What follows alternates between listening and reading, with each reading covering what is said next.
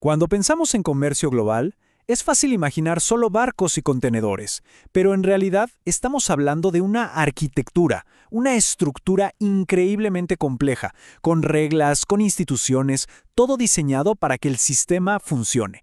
Hoy vamos a meternos de lleno a analizar, digamos, los planos de esa construcción. Y acaba la pregunta del millón, ¿no? ¿De verdad puede existir el comercio internacional a gran escala sin reglas? Así, a la buena de Dios. Parece una pregunta simple, pero en el fondo es la razón de ser de todo el sistema que vamos a desglosar. Bueno, para entender por qué tenemos esta estructura hoy, primero tenemos que hacer un viaje a una época donde, básicamente, no había planos. Imagínense tratar de construir un rascacielos sin planos. Un caos. Así era el comercio. A ver, ¿cómo era ese mundo? Pensemos en la primera mitad del siglo XX. Era la ley de la selva, un proteccionismo pero feroz. Cada país levantaba murallas de aranceles altísimos. Y el resultado, claro, no era solo que el comercio se frenaba en seco. No. Era una escalada de guerras comerciales y una inestabilidad económica que afectaba a todos. No había a quien reclamarle, no había un árbitro, nada. Cero reglas del juego. Y bueno, de ese caos surgió una necesidad, pero urgente, de poner orden, de reconstruir la economía mundial sobre bases un poco más sólidas, ¿no? Y acá es donde empieza la construcción en serio. Vamos a ver cómo pasamos de unos cimientos, de un primer acuerdo, al levantar el rascacielos que conocemos hoy. El camino fue bastante claro, si lo miramos en retrospectiva. Veníamos de esa era de barreras, del sálvese quien pueda. Y en 1947 se pone la primera piedra, el cimiento, el GATT, el famoso Acuerdo General sobre Aranceles Aduaneros y Comercio. Pero ojo, eso era solo el comienzo.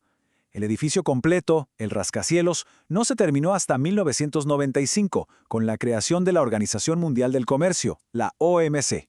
Y miren que el cambio no fue menor, ¿eh? El salto fue gigante. Pensemos en el GATT como un acuerdo temporal, casi un club de amigos con reglas básicas y muy enfocado en mercancías, en cajas. En cambio, la OMC ya es otra cosa. Nació como una organización permanente, con un alcance mucho más amplio. Ya no hablamos solo de mercancías, sino de servicios, de propiedad intelectual y la joya de la corona, un sistema para resolver disputas que de verdad tiene dientes, con decisiones que son obligatorias. Ok, entonces ya tenemos el edificio. Pero todo edificio que se respete necesita un código de construcción, ¿cierto? Unas reglas claras que garanticen que la estructura sea segura, justa y estable para todos los que viven en él. Bueno, en el comercio internacional, esos códigos son los principios fundamentales del sistema. El primer pilar, y quizá el más importante, es el de Nación Más Favorecida o NFM. Para entenderlo fácil, es la regla antifavoritismo. Es como si en una fiesta le das un regalo a un invitado, bueno, se lo tienes que dar a todos los demás también. Si un país le baja el arancel a los autos que vienen de, no sé, Japón, tiene que bajarle ese mismo arancel a los autos de Alemania, de México, de Corea, de todos los miembros de la OMC. Con esto se evitan los acuerdos por debajo de la mesa y se asegura un trato igualitario. Y créanme, este principio es el protagonista de muchísimas disputas comerciales. Y luego tenemos el segundo pilar, el trato nacional. Este es súper intuitivo. La regla es, una vez que un producto entra a tu casa, lo tratas como si fuera de la familia. O sea, una vez que un producto importado cruzó la aduana, pagó sus aranceles y ya está en el mercado, no puedes discriminarlo. Tiene que recibir el mismo trato que un producto nacional. No le puedes poner un impuesto interno más alto ni reglas más raras solo por ser extranjero. El caso clásico es el de los licores o los cigarrillos, donde un país a veces intenta proteger su producción local con impuestos diferentes. Bueno, este principio lo impide. Se trata de que la competencia sea leal dentro del mercado. Perfecto. Tenemos reglas. Pero, ¿qué pasa cuando alguien no las cumple? ¿O cuando dos países interpretan una regla de forma diferente? Para eso está el árbitro. El sistema tiene su propio tribunal, por así decirlo. Y esta es, sin duda, una de las funciones más importantes y con más poder de la OMC. Y no es que se resuelva a gritos, El proceso es súper estructurado. Es un procedimiento legal, no político. Primero, se intenta por las buenas, una etapa de consultas para ver si los países se ponen de acuerdo. Si eso no funciona, se pasa a un panel de expertos independientes que estudian el caso a fondo. Ellos emiten un informe con su veredicto. No estás de acuerdo, puedes apelar, pero la decisión final es obligatoria. El que pierde tiene que cambiar su política, o si no lo hace, se arriesga a que el otro país le aplique represalias comerciales, con el permiso de la OMC. Y aquí está la clave de todo esto. Más allá de quién gana o pierde una disputa en particular, lo que este sistema da es algo invaluable: seguridad jurídica, previsibilidad.